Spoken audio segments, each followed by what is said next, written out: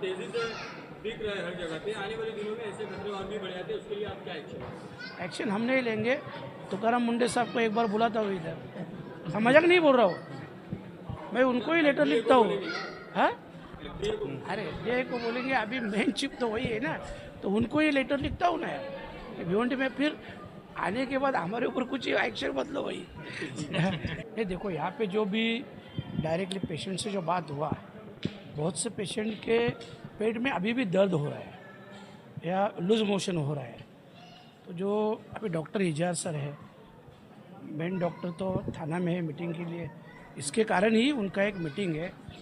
बाकी सब लैब में टेस्टिंग के लिए रिपोर्ट गए हैं और मिनिमम उसको 24 घंटा लगेगा, ऐसा डॉक्टरों का कहना है। फिलहाल जो भी पेशेंट है, पेशेंट तो स्टेबल है, पर अभी भी उनके पेट में दर्द हो रहा है या लूज मोशन का कुछ ना कुछ तकलीफ हो रहा है। 111 पेशेंट टोटल यहाँ पे है, मतलब अभी नए भी आ रहे हैं, ऐसा अभी के टाइम तक 111 पेशेंट है। सभी लोग पेशेंट की तरफ है, लेकिन जिसकी वजह से हुआ है उसकी क्या रिपोर्ट है, उसने खाने में क्या मिलाया या वो उसने किस तरीके का जो सामान यूज़ किया, उसके ऊपर अभी तक कोई अपडेट नहीं आई। देखो ये अभी ऐसा है, जब ये रिपोर्ट आएगा, क्योंकि जैसे अपन देखा कि शौरमा भी खाया है और भी कुछ एक दो चीज़ें, पिज़्ज़ा भी था और बर्गर और भी कुछ था, ऐसे 3 चीज़ें खाई है। तो इसमें से एग्जैक्ट अपन नहीं बता सकते अभी कि किससे प्रॉब्लम हुआ है। ये जब रिपोर्ट आएगा तो वो सब क्लियर हो जाएगा और उनके खिलाफ भी जिसने लापरवाही की है उनके खिलाफ तो 100% एक्शन हो ही जाएगा। यहाँ तो पर सवाल बेड का प्रॉब्लम हो रहा है, एक बेड पर 2 पेशेंट है, मंडई पर एक हॉस्पिटल रेडी है मगर उसका इस्तेमाल नहीं किया जा रहा, क्यों है? ये करना चाहिए। अभी क्या सरकार का प्रॉब्लम है, पहले तो मेन क्या चीज़ है, स्टाफ नहीं है। मैंने कम से कम 8 लेटर दिए हैं, मैं आपको दिखाऊंगा। अभी तो छोड़ो, जब 2018 में मैं सभापति था हेल्थ का और इसका बांधकाम का, तभी भी मैंने 28-29 लेटर दिए थे।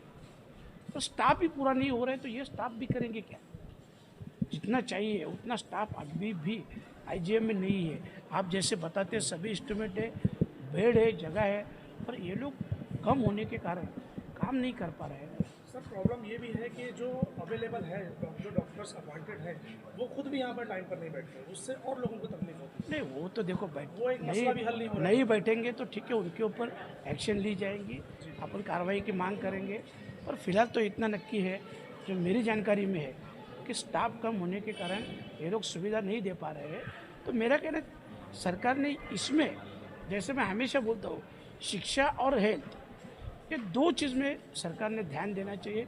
इसमें कहीं भी कुछ भी कमी नहीं रखनी चाहिए, क्योंकि ये मेन जरूरी है। किसकी तरफ से हो रही है कि जो स्टाफ भी नहीं, available कमी नहीं हो पा रहा है और जो इंफ्रास्ट्रक्चर, आईजीएम इतना बड़ा इंफ्रास्ट्रक्चर है, मगर आज भी यहाँ पर सिर्फ और सिर्फ मामूली चीज़ों के ऊपर इलाज होता है। देखो एकदम क्लियर बोलता हूँ, इंफ्रास्ट्रक्चर खड़ा करके कुछ फ़ायदा है क्या? नहीं है। अगर इंफ्रास्ट्रक्चर में स्टाफ नहीं है तो फायदा क्या है?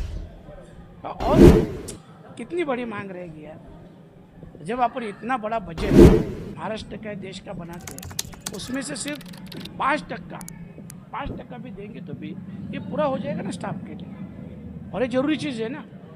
तो इसके लिए ठीक है, जो स्टाफ नहीं आ रहा है, लेट आ रहा है, उसकी जानकारी लेंगे, उनको एक बार समझ भी देंगे, और अगर दोबारा गलती करेंगे तो कार्रवाई की मांग करेंगे। और फिलहाल तो मेरी सरकार से मांग है कि इतने बड़े बड़े स्ट्रक्चर अभी बाजू में भी अपन खड़े कर रहे हैं, करोड़ों की बिल्डिंग खड़ी कर रही है, करोड़ों में से कुछ परसेंटेज लेके बिल्डिंग बनाएंगे, फिर बाद में अगर स्टाफ ही नहीं रहेगा तो बिल्डिंग बनाने का मतलब है। तो इसके लिए यार ज़्यादा ध्यान देना चाहिए। मैं दोबारा एक बार, अभी ऐसा हादसा हुआ है तो एक लिखित में मैं मांग करूँगा दोबारा मंत्री महोदय से भी और सीएम साहब से, दोनों से मांग। मामा देखा जाए भिवंडी शहर में कई सारी जगहों पे एक्सपायरी से पहले महानगर पालिका ने फूड स्टॉल वाले का स्टॉल पूरी तरह से तोड़ दिया।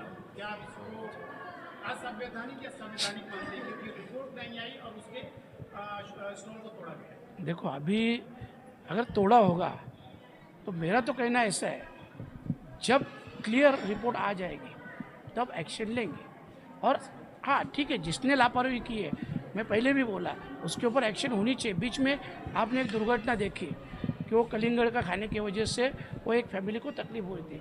असल में जब वो सब रिपोर्ट आए तो उसमें देखा कि कलिंगड़ का वगैरह कुछ मसला नहीं था, ये तो अलग ही था। तो इसके लिए देखो पूरी जांच होनी चाहिए, बगैर जांच के कुछ एक्शन लेना ये सही नहीं है।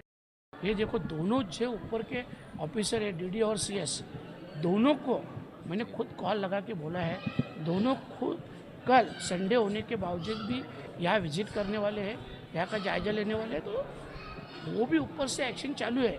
फिलहाल अभी जो ट्रीटमेंट है वो ठीक है, वो समाधानकारक है, क्योंकि सभी पेशेंट स्टेबल है और मैं जहाँ सभी पेशेंट को मिला उनको ट्रीटमेंट हो रही है। ये बात तो पक्की है कि ये पूरे जो डॉक्टर है, जो भी स्टाफ है, अपने नर्सेस है, सब काम कर रहे हैं, उनके लिए मेहनत कर रहे हैं और उनका रिजल्ट भी आ रहा है। ऐसा नहीं, उन्होंने में सुधारना भी हो रही है पेशेंट में। तो ठीक है, सीएस ने 50 बेड रिजर्व रखा है।